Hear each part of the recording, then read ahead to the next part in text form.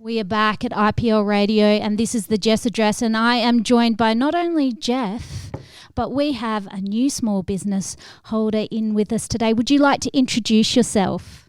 Well, my name's Christelle Hayes, and I started Seabreeze Baby back in 2000 and, oh gosh, how old is my oldest? Time just flies, doesn't it? 19. 2019. So you are pretty new. Yes. Yeah? Yes. So tell us about Seabreeze Baby. Well, I source quality baby products as well as custom make baby gear as well. So I just try and find things that I wanted for my son, and I bring that to the market. Yeah. There was your first product that you made, which I think is exceptional, was the nappy that is reusable. Modern cloth nappies. Yeah. Did you do that out of your needs, or did you do that because environmentally your product is superior to anything you'll find in the supermarket? I like to save $1. Yes. So yeah. I found that getting cloth nappies and reusing the nappies really just, one, saves with the environment, and I don't like to, I have a compost bin and I like to recycle, so all of that stuff. And two, it just saves me from having to spend loads of money at the shops all the time. Yeah. And I also don't have to empty the wastebasket as much. I know I have to do laundry, but... Yeah. Well, disposable nappies can be very expensive. They can add $40 onto your shop every time you go there, and you go through them quickly. Now, tell us a little bit about your product. What makes them so good, and how easy are they to use? I like the fact that, there are other brands on the market, but I like the fact that I'm available at the markets, I'm local, so if someone wants to just buy one, try one, see how it is for them, because all of them fit differently on different babies, depending on how big their thighs are, they're skinny babies, all that kind of stuff. So I like to be able to have that buy one, try one, and then I offer a package where people can come and buy a starter pack or anything like that. I just found that reusable nappies are not widely available That's true. Wherever you go, Kmart, Target, all that stuff. So I wanted to be able to bring that in instead of having to pay shipping every time you wanted to try a different nappy. Conceptually, you would have had to thought of this and then work out a design that works for you. So you are definitely an entrepreneur when it comes to this. How long did it take you from when you first saw the product that you wanted to make, sourcing the products, all the materials you needed to make it, and then coming up with something that you felt comfortable to sell? Well, I do kind of mix and match. So I've kind of, I do source my cloth nappies themselves, but I do have different inserts from different suppliers that I get brought in. I've tried, different brands of the cloth nappies. I've tried different materials and stuff like that. So I've really put together what worked kind of for my son. Yep. I have a large selection of cloth nappies which are right now all over the floor because someone decided they needed to empty before I left the house. Children, they're a gift, aren't they? They're a gift. Yeah, especially when you have something to do, they decide that's the time where they need to rip the house apart. Yep. So, Seabreeze Baby. So, you're local to Rockingham? I'm actually in Perth near the airport. Oh, wow. Yeah. But you are coming to the Perth Baby and Children's Market, aren't you? Yes. So, I've been to the last 4 or 5. It's actually the only market that I did while I was pregnant with my second. Yeah. Because it's just an amazing market. I just couldn't pass up that opportunity. I was 8 months pregnant, waddling all my stuff through the place. Well, hopefully you got some good help, because the staff there at Perth Children's and Babies Market, they are exceptional. I do know a couple of them, and they are very interested in helping stallholders and small businesses getting their names out, but also supporting them in the setup and also pack up. Did you experience that?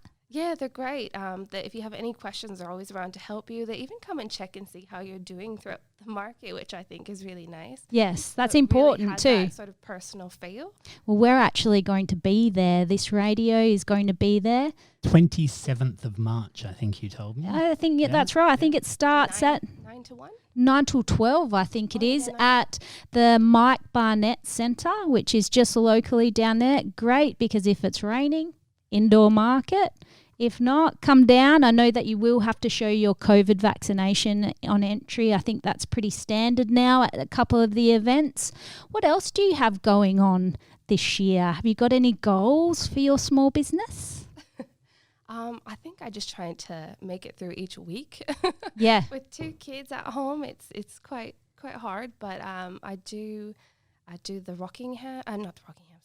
Forestfield market once a month. Yep. And that's been a really big one. But I've been mainly kind of focusing on people who email or send messages on custom orders. So Yes. I kind of put my creative ability to the test. Well, we do have a digital master across from me, Joff, who... I wouldn't quite say master.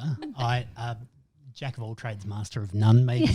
But what you're saying about managing a business and having small kids is very much linked to what we just talked about of self-care. Yes. Being so important for a small business owner, especially when you're a one-person business. So it's easy to feel that you're not getting things done or criticising yourself for not achieving what you expect. But the important part is actually recognising the things that you do achieve and forgiving yourself for not doing the things that you hope to. Yeah, I definitely prioritize orders Yes. over everything else. Yep. So as soon as I get an order, I try to get that done right away. So I do find that I fall back on advertising so that it's not my strong suit. You're here. Why the So you can marketing- tick that off. You are advertising yourself. Absolutely. Yeah. And not only that, if you already have orders coming in without advertising, then you've got a successful business in itself. Yes. And I do feel that it kind of, at the moment with 2 kids not in school, it's kind of what I can do. Yes. So the more I promote, the more I get, the Yeah. harder it becomes. But There's a saying, how do you eat an elephant? And it's one mouthful at a time.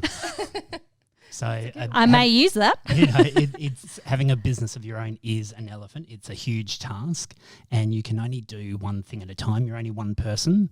So the balance of paying other people to do what you need in your business versus doing it yourself, you have to factor that in and balance out. And I think that is a very important point. You can't be everything to your business. You know, you kind of focus on what you're good at and then you're left feeling bad about what you're not giving to your business. You need to outsource and look, to other people to be able to help you. And I think, you going to Perth Baby and Children's Market, you will find other people out there that you can network with. Do you find that when you go to markets that you are often talking to the person next to you and they've got tips and things that can help you? You're sharing information? yeah, we definitely share information and stuff, but I think we end up just like talking about what market is really good in the area and then anything that does not revolve around like my kids. Yes. I just need to get away. Yes. So it's quite nice to have that. How did they start? They kind of tell me what platform they use for their websites. There's a really good like meetup with Shopify, which I use. Yep. And they give some good insight. But like you said, I definitely think I need to outsource. It's just always that fear of what if they Letting don't go. do what Yeah. I want them to do. Yeah. Yeah. It's actually a very common position to be in. So part of the digital solutions program that I'm involved with, we have a lot of small businesses in exactly that space where what do I do? Where do I go to next? So while I'm on that topic, there's my Oh, card. look there. And Job done here. One Tick. of the other things that I know a number of small businesses don't know about is something called NEIS, so the New Enterprise Initiative Scheme, and it's kind of a precursor essentially to the Digital Solutions Program that we've Yep. spoken of. It's about starting a business and creating a business plan. So they actually guide you through all of the steps involved in creating a plan for your business. And often what happens when someone has a great idea, they start a business, it kicks off, and then it's like, well, what do I do?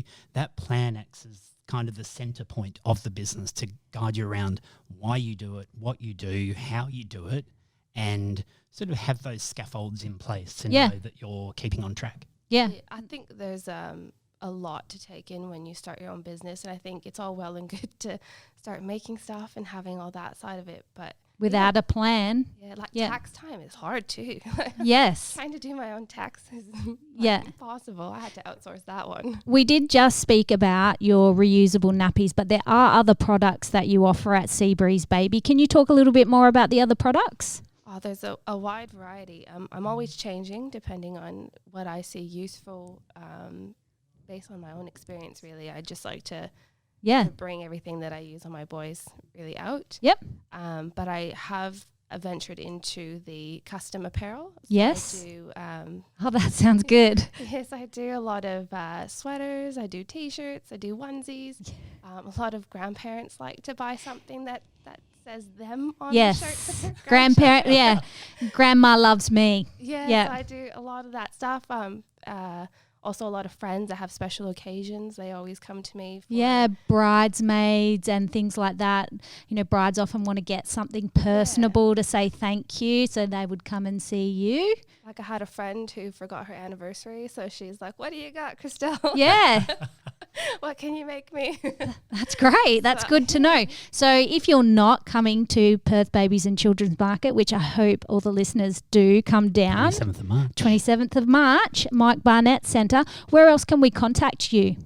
You can contact me either by my email, which is sales@seabreezebaby.com.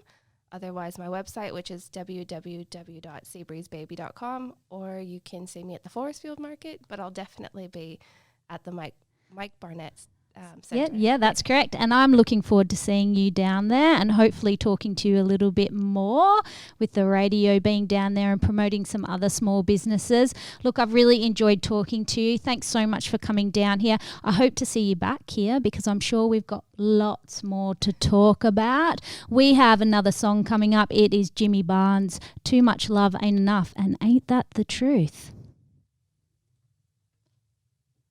But that won't play. So we're going to find another song to play with. Look, being in radio, you learn that sometimes things don't work. But look, we'll try another Jimmy Barnes song. We'll try maybe Stand Up. Let's see whether that will play for us. No. All right. Working Class Man. What can we do?